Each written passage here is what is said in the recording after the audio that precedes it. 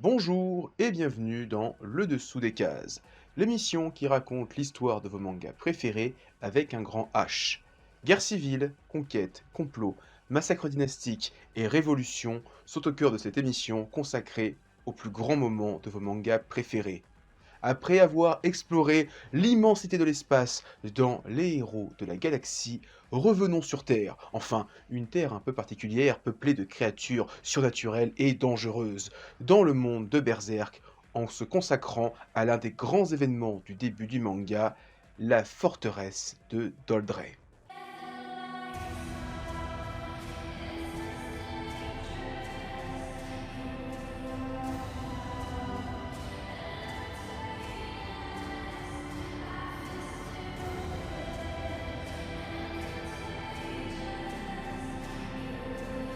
Berserk est un manga écrit et dessiné par le regretté Kentaro Miura.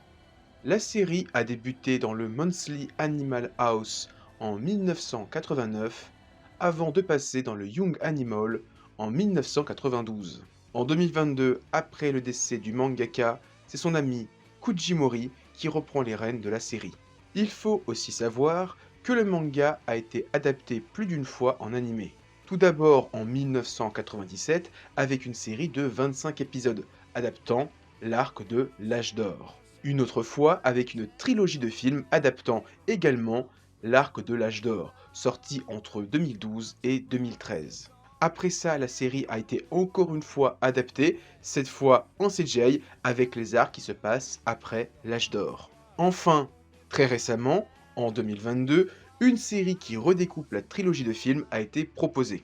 En ce qui concerne Berserk, pour faire court, on va suivre Guts, un guerrier solitaire marqué d'un sceau maudit et entièrement vêtu de noir, qui arpente la terre le jour et combat des créatures féroces toute la nuit dans l'unique but de se venger.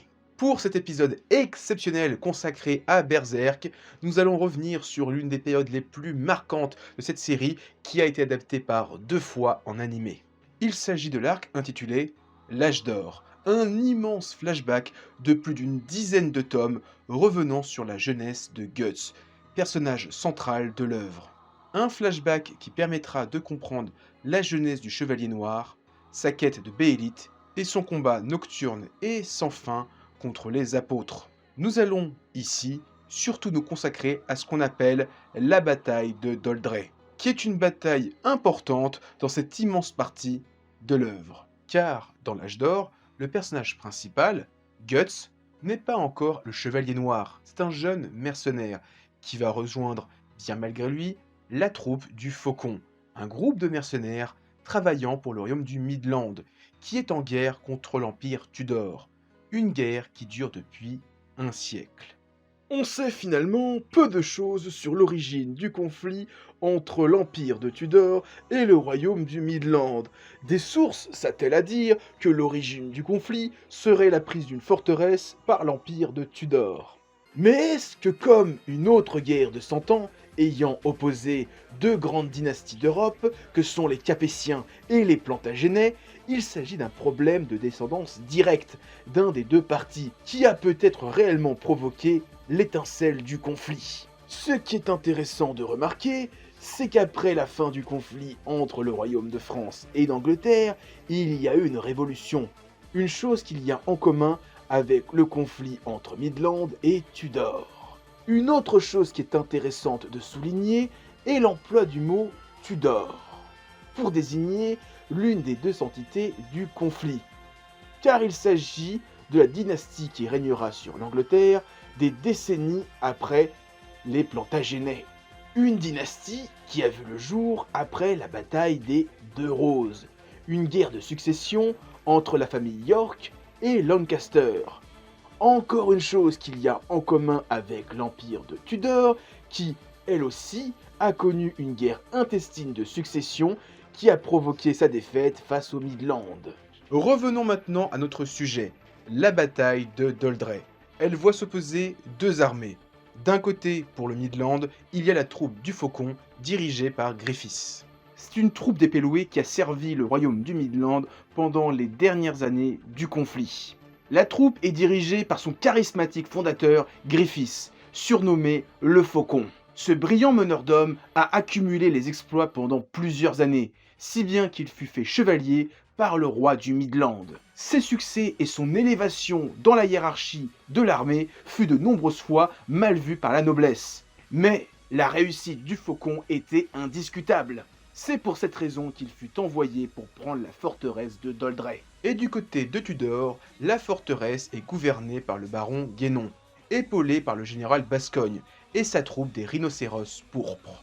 Doldrey est une immense forteresse constituée de 2 séries de remparts avec des murs 2 fois plus hauts et épais que la normale. De plus, le château est adossé à une colline, la rendant prenable que par la face avant. Une rivière se trouve à proximité, rendant la fuite d'assaillants plus complexe. C'est tout ça qui a rendu la forteresse imprenable pendant un siècle.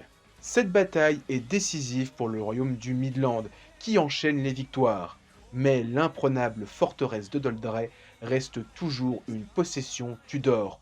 Prendre cette forteresse serait synonyme pour eux de victoire. Malheureusement, l'une des 2 armées du royaume, l'armée du Tigre Blanc, échoua lamentablement à prendre la forteresse.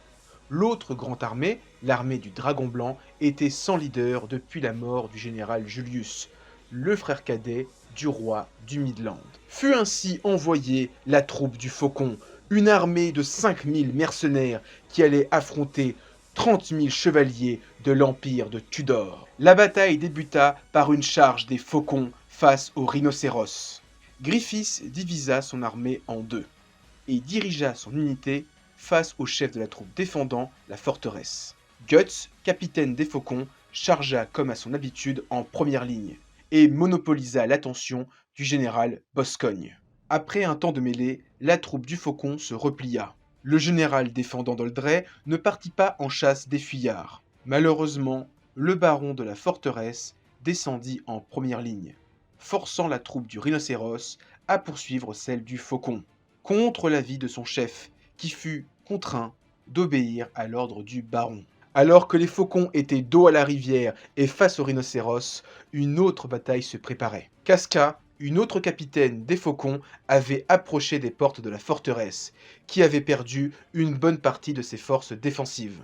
Il ne fallut que quelques instants à la guerrière pour rentrer dans le château et tomber sur Adon, qui avait une force de frappe plus nombreuse pour opposer une résistance à la troupe du Faucon. Revenons sur le front avec l'armée dirigée par Griffiths, qui opposait une véritable résistance à l'armée du rhinocéros pourpre, en partie grâce au capitaine Guts qui effrayait les soldats ennemis. Le général Gascogne engagea alors un combat de force brute face à ce capitaine.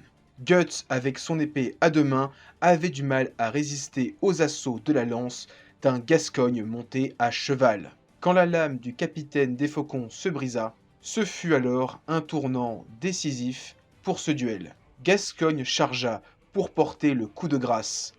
Malheureusement pour lui, ou bien heureusement pour Guts, une épée fendit le ciel pour s'écraser à ses pieds, permettant aux guerriers de fendre en 2 le général ennemi et son cheval. Parallèlement à ce combat, Casca avait affronté et vaincu Adon dans un duel unilatéral. Dépourvu de son chef, la forteresse fut rapidement conquise. Sans son général et avec la forteresse conquise, les dernières forces de Tudor perdirent tout moral et furent décimées par la troupe du Faucon, galvanisée par cette série de réussites. Ainsi s'achève la bataille de Doldrey. Quelques jours après la perte de cette forteresse, l'Empire de Tudor proposera au royaume du Midland un cessez-le-feu, mettant ainsi fin à cette guerre centenaire. Comme récompense, le royaume de Midland honorera la troupe du Faucon avec la plus haute distinction, le titre de Blanc. Elle deviendra ainsi la troupe du Phénix Blanc. Maintenant que le conflit est terminé, que va devenir le royaume du Midland, qui n'a pas d'héritier mâle? Le roi actuel n'a qu'un seul enfant, une princesse. Comment la noblesse va accueillir cette nouvelle? Et est-ce que les braises du conflit sont réellement éteintes? Ça, c'est une autre histoire du dessous des cases. À bientôt pour un prochain épisode. Et la prochaine fois, nous parlerons d'innocence, de révolution et même de décapitation.